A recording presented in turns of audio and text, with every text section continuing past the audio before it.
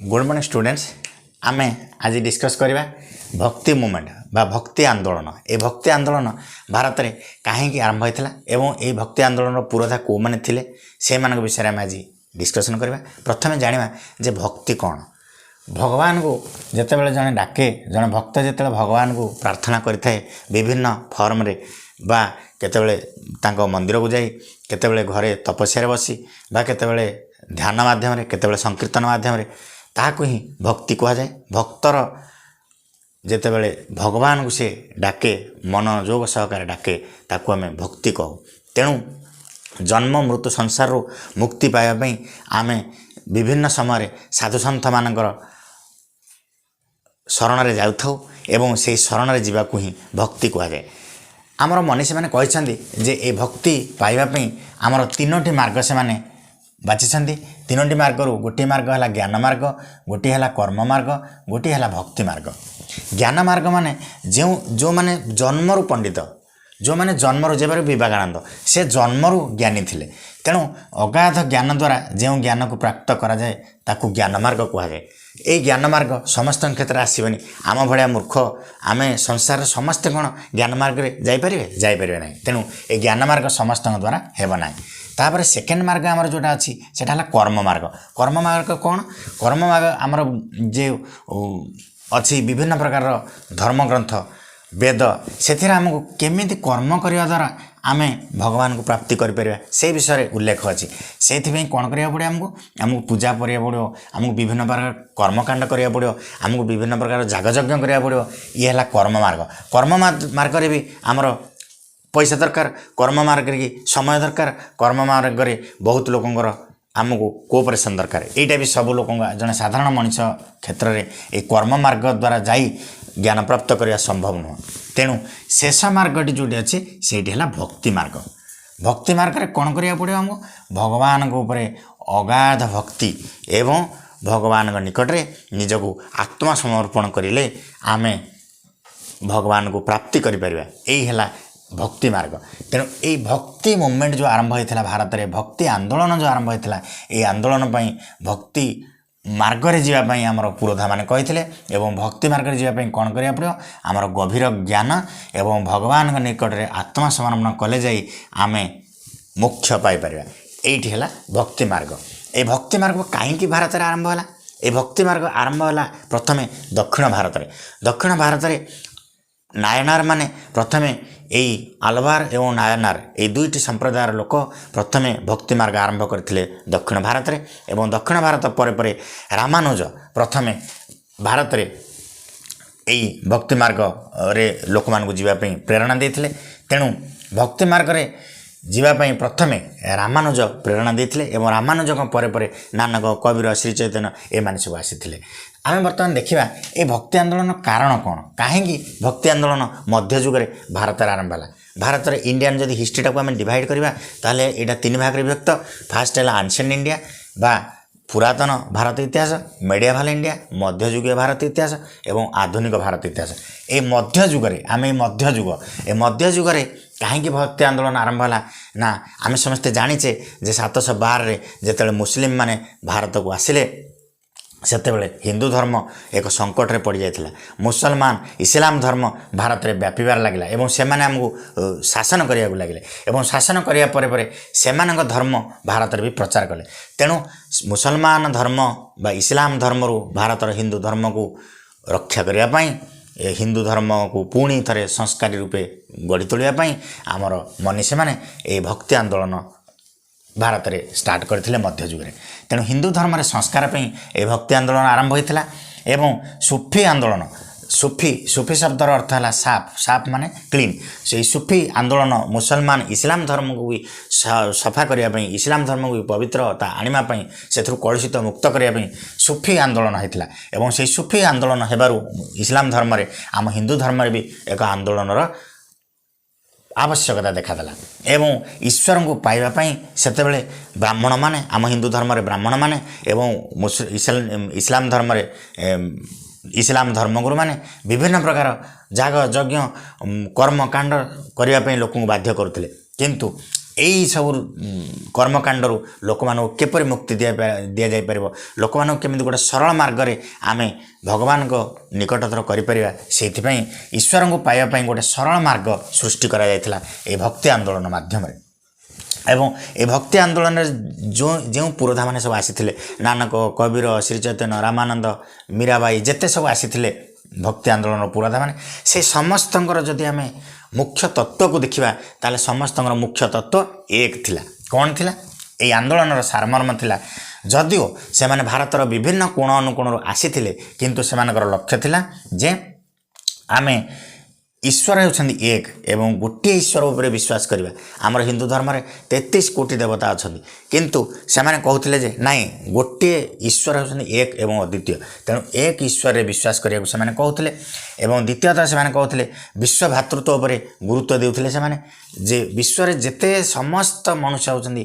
गोटे भाई भाई जमी आमर जब देखा भीम भोईंकर गोटे पद ये मन पड़े भीम भोई कहते जे प्राणी आरत दुख अप्रमित देखु देखु केबा सहु मो जीवन पथे नरके पड़ी था जगत उद्धार हो केते सुंदर कथा से कहले कौन ए से कहले जे प्राणी आरत दुख अप्रमित लोक मानकर दुख हो अप्रमित तेणु से दुख कष्ट सब चली जाऊ एवं मो जीवन पछे नरके पड़ी था जगत उद्धार हो यही कथा भीम भोई कहते विश्व भातृत्वर ग्रेट एग्जाम्पल थिला एवं भक्ति जुगर पुरोधा मैंने आउ गोटे कथा कहते जे तुम्हें जदि भगवान निकट रहा चाहूच ताहले तुमको जड़े गुरु करिया पड़ो तेणु गोटे गुरु को तुम फॉलो करिया पड़ो गुरुंकर आदेश को अनुसरण करिया पड़ो से माने मूर्ति पूजा जागयज्ञ ये सब घोर विरोधी थिले एवं सेल्फ सरेंडर भगवान सेल्फ सरेंडर माने भगवान निकट में आमको पूर्ण समर्पण करिया पड़ो आम जब भगवान निकट में पूर्ण भाव समर्पित हो जावा ए भक्ति मार्ग भगवान नाम गाई गाई आम जब पूर्ण भाव में समर्पित हो जावा ताले निश्चय आम भगवान को प्राप्त करिपरिबा एई थिला भक्ति आंदोलन पुरोधा मानकर जो सारमर्म थिला ता एवं प्रथम ए भक्ति आंदोलन प्रथम पाहाचरे आम जब देखा प्रथम गुरु थिले कबीर जे कि उत्तर प्रदेश वाराणसी सहर में गोटे हिंदू परिवार रे जन्मग्रहण करते 1440 ख्रीष्टाब्द एवं जन्म होगा परे परे तांको माँ तांको छाड़ी देइथिले एवं तांको गोटे गरीब मुस्लिम फैमिली दुई जन पेरेंट बा तांको दुई जन स्वामी स्त्री तांको ना थिला नीरू आउ जन ना थिला निमा से माने एई कबीर को तांको माँ जिते छाड़ी चली जाते से नहीं लालन पालन करते किंतु से बहुत गरीब थिबारु से कबीर को पिलादिने ठीक भाव में पाठ फॉर्मल एजुकेशन दे पारि नथिले किंतु पिलाटी दिन देखा जाइथिला जे कबीर बहुत चिंताशील थिले एवं जेतेबेले बयसर प्राप्ति हैला जेतेबेले से बड़ हो गले सी जड़े गुरु को चूज करथिले जड़े गुरु को गुरुंकर तत्वावधान से निजर ज्ञान प्राप्ति करथिले तांकर गुरु थिले रामानंद एवं हिंदू मुस्लिम समस्त को तांकर धर्मवाणी प्रभावित करथिला एवं समस्ते तांकर धर्म को फॉलो करथिले एवं तांकर बाणीटा कौन थिला तांकर बाणी रे नूतनत्व कौन थिला से गोटे नुआ धर्म प्रचार कर नथिले आम हिंदू धर्म रही हिंदू धर्म को केमिति संस्कार करिबा हिंदू धर्म को केमिति आमे अन्य धर्म सांगे तुलना करवा एवं हिंदू धर्म जो सब कलुषित जिनस पशि जाइए कलुषित कथा सब आसी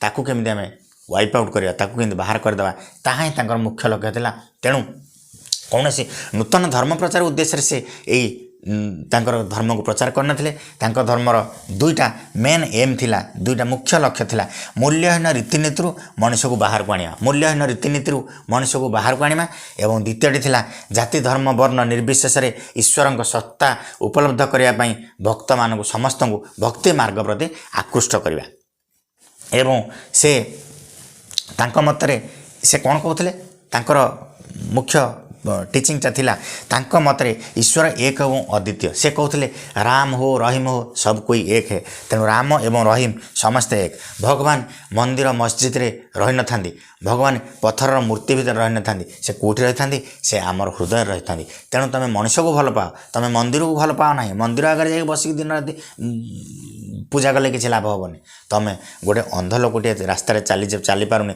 ताकू टिके रास्ता देखा दियो तुम गरीब लोकटी को 50 पैसा साहाय्य कर बा तुमर सक्षम अनुसार तुम दियो या ही से कहते ଜାତି ଧର୍ମ ବର୍ଣ୍ଣ ନିର୍ବିଶେଷରେ ସମସ୍ତଙ୍କୁ ଆମେ ସମାନ ଦେଖିବା ଏବଂ ଭଗବାନ ମନ୍ଦିର ମସଜିଦରେ ରହିନଥାନ୍ତି, ସେ ସମସ୍ତଙ୍କ ହୃଦୟରେ ରହିଥାନ୍ତି। ତେଣୁ ଲଭ୍ ଅଲ୍ ସର୍ଭ ଅଲ୍, ଭଗବାନଙ୍କୁ ଭଲ ପାଅ ଏବଂ ଭଗବାନ ମନ୍ଦିରରେ ନାହାନ୍ତି, ଭଗବାନ କେଉଁଠି ଅଛନ୍ତି? ସବୁ ମଣିଷର ହୃଦୟରେ ଅଛନ୍ତି। ତେଣୁ ତୁମେ ମଣିଷକୁ ଭଲ ପାଅ। ଏବଂ ସେ କହୁଥିଲେ ଲଭ୍ ଆଣ୍ଡ ଫ୍ରାଟର୍ନିଟି, ଭଲ ପାଇବା ଓ ଭାଇଚାରା। ତାଙ୍କର ଧର୍ମର ମୁଖ୍ୟ ବାଣୀ ଗୁଡ଼ିକ ଥିଲା ଭଲ ପାଇବା ଏବଂ ଭାଇଚାରା। ଏବଂ ସେ ଗୋଟିଏ ଗୁରୁ, ଜଣେ ଗୁରୁଙ୍କୁ ଫଲୋ କରିବା ପାଇଁ ସେ ସଦାବେଳେ କହୁଥିଲେ। ଏବଂ ମୂର୍ତ୍ତି ପୂଜାର ସେ ଘୋର ବିରୋଧ ଥିଲେ। ସେ କହୁଥିଲେ ଭଗବାନ ମୂର୍ତ୍ତି ଭିତରେ ନାହାନ୍ତି, ଭଗବାନ ମନ୍ଦିରରେ, ତୁମେ ଯଦି କହୁଛ ଏ ପଥର ମୂର୍ତ୍ତି ଭିତରେ ଭଗବାନ ଅଛନ୍ତି, ତାହେଲେ ମୁଁ ଗୋଟେ ପାହାଡ଼କୁ ପୂଜା କରିବି, ଏମିତି ସେ କହୁଥିଲେ। ତେଣୁ ସେ ଭଗବାନଙ୍କୁ ମୂର୍ତ୍ତି ଭିତରେ ସୀମିତ ରଖିବାକୁ ଚାହୁଁନଥିଲେ। କି ହିନ୍ଦୁ କି ଗରିବ ସମସ୍ତଙ୍କ ଭିତରେ ଭଗବାନ ଅଛନ୍ତି ସେ କହୁଥିଲେ।